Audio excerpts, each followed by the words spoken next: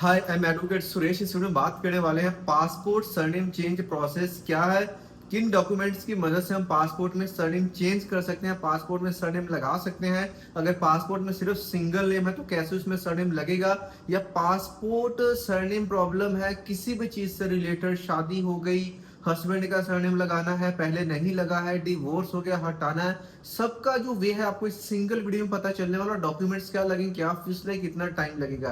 देखिए, पासपोर्ट में जब भी सरनेम लगाने की बात आती है और इसकी जरूरत कब पड़ती है, अगर आपको फॉरेन जाना है तो फॉरेन में बहुत सारी ऐसी कंट्रीज है जहां पे अगर आपको पीआर चाहिए तो वहां पे पासपोर्ट में सरनेम होना मैंडेटरी है। बट बहुत बार हम गलती कर देते हैं कि इवन जो हमारे नाम के साथ कुमार या सिंह वर्ड लगा होता है वो भी हम गिवन नेम में दे देते हैं। तो अगर तो आप नया पासपोर्ट अप्लाई करने वाले हो तो कुमार या सिंह को आप सरनेम वाले सेक्शन में डाल सकते हैं, वो भी सरनेम में आ जाएगा। यानी सरनेम में कोई भी नाम डालोगे कुमार सिंह वो सरनेम में आ सकता है। अब पहले से अब गलती हो गई, पासपोर्ट में हमारा सरनेम नहीं है, अब इसको ऐड करना है तो क्या सोल्यूशन है।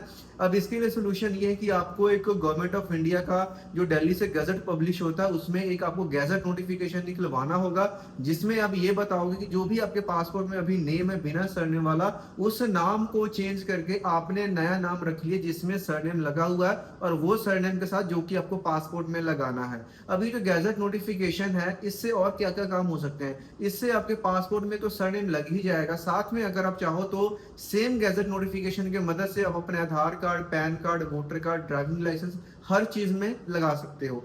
अब इस गैजेट नोटिफिकेशन को बनवाने के लिए डॉक्यूमेंट्स की क्या जरूरत पड़ेगी और टाइम कितना लगेगा, इसमें देखिए बेसिकली हमें सिर्फ दो डॉक्यूमेंट की जरूरत पड़ती है।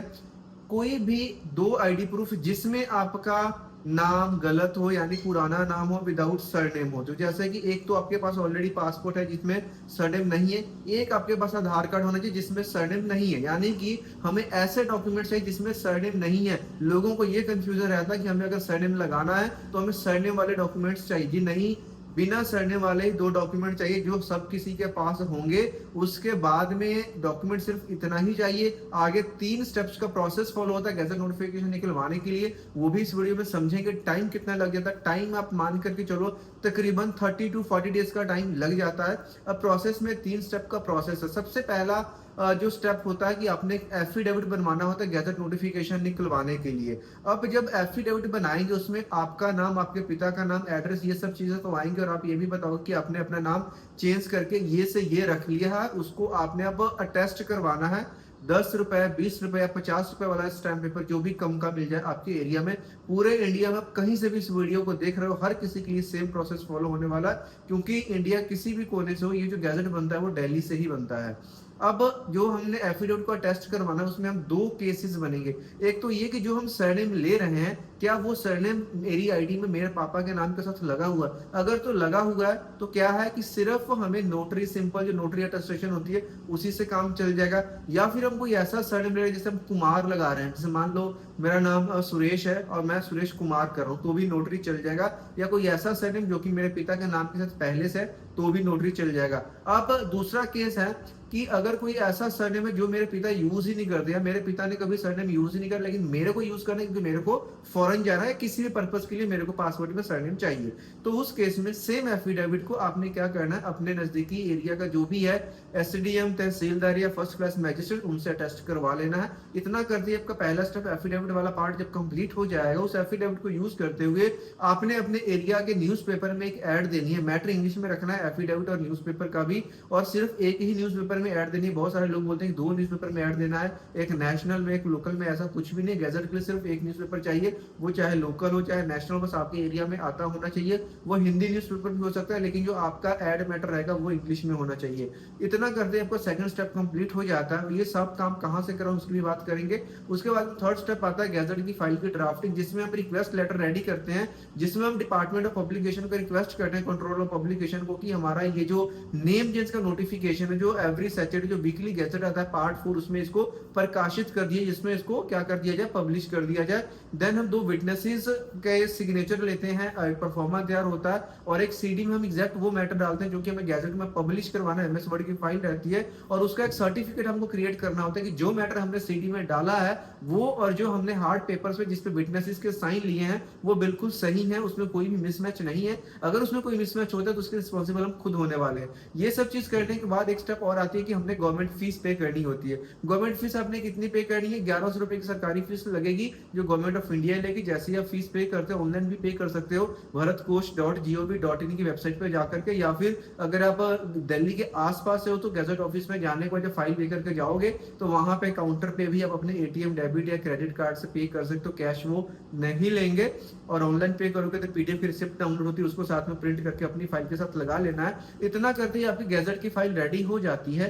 फाइल कहां से बनवाएं, इस चीज को पार्ट को आगे कवर करने वालों, वीडियो को स्किप मत करना, क्योंकि इसी पार्ट में लोगों के साथ बड़े बड़े स्कैम्स हो रहे हैं। लोग 10-10, 15-15 हजार रुपए का लॉस करवा रहे हैं क्योंकि उनके लोकल में पता नहीं होता, गूगल में सर्च करते हैं और किसी एजेंट के साथ फंस जाते हैं। और काफी उनके पहले 5 शहर में हम ये करवा देंगे, आईडी प्रूफ नहीं है तो करवा देंगे, साइन की जरूरत नहीं है, न्यूज़पेपर भी हम ही दे देंगे, एफिडेविट हम ही दे देंगे। भाई कैसे कर दोगे, है ना, समझना इस चीज को। अभी हम थे कि हमारी फाइल रेडी होगी, हमने गवर्नमेंट फीस पे कर दी, अब फाइल को हमने दिल्ली गजट ऑफिस में पहुंचाना। अगर तो दिल्ली के आसपास से हो तो खुद से फाइल लेकर गजट ऑफिस में चले जाओ, वहां पे आपके डॉक्यूमेंट्स चेक किए जाएंगे, आपका सारा फाइल चेक करेंगे और जो आपकी रिसिप्ट रहेगी वो आपको दे देंगे उस पर स्टैंप करके। और उसके 3 से 4 हफ्ते में जो गजट नोटिफिकेशन आ जाएगा, लेने के लिए दोबारा जाना नहीं पड़ेगा। e-gazette.gov.in की वेबसाइट है गवर्नमेंट ऑफ इंडिया की, वहीं पे गजट पब्लिश होता है और जैसे ही पब्लिश होता है फिर उसको आपने डाउनलोड करना होता है। फिर पासपोर्ट में आपने नेम करेक्शन के लिए अपॉइंटमेंट लेनी होती है और जो भी बाकी डॉक्यूमेंट के साथ साथ आपने इस गजट नोटिफिकेशन को लेकर के जाना होता है। फिर वहां से आपका नया पासपोर्ट मिल जाता है